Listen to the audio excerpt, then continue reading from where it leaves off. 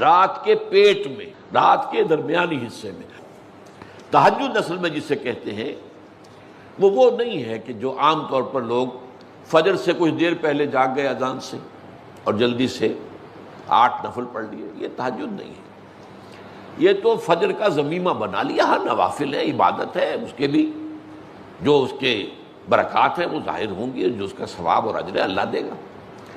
لیکن اصل میں جسے تہجد کہا جاتا ہے وہ رات کو سو کر پھر اٹھنا نیند کو توڑ کر اور پھر سو جانا اور پھر اٹھنا فجر کے لیے۔ جوف کہتے ہیں پیٹ کو، کسی شے کے جوف اللیل، رات کے بطن میں، رات کے درمیان میں، یعنی نصف رات گزر جائے اس وقت سے انسان جو ہے وہ نماز پڑھے اور پھر ثلث رہ جائے تو پھر جاگ جائے، پھر سو جائے اور پھر اس کے بعد اٹھے فجر کے لیے اور سنتیں پڑھے اور آئے مسجد کے اندر۔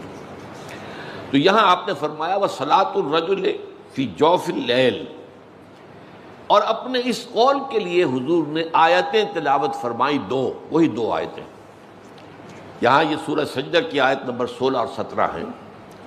تتجافى جنوبهم عن المضاجع، اللہ تعالیٰ اپنے خاص محبوب بندوں کی یہ صفات بیان کر رہا ہے کہ ان کے پہلو اپنے بستروں سے علیحدہ رہتے ہیں، رات کے وقت جاگتے رہتے ہیں، بستر پر لیٹیں گے تو سو جائیں گے۔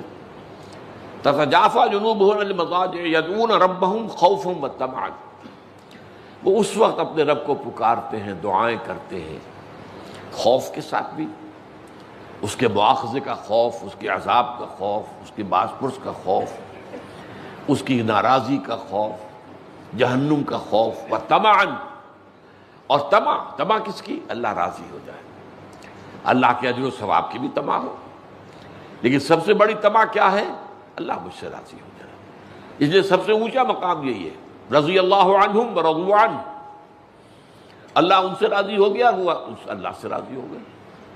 یہ باہمی رضا ہے، بندہ اپنے رب سے راضی رہے، وہ رہے کہ تسلیم و رضا، جو بھی دنیا میں آ رہا ہے اس پر شکوہ، اللہ کا شکوہ زبان پر نہ لائے۔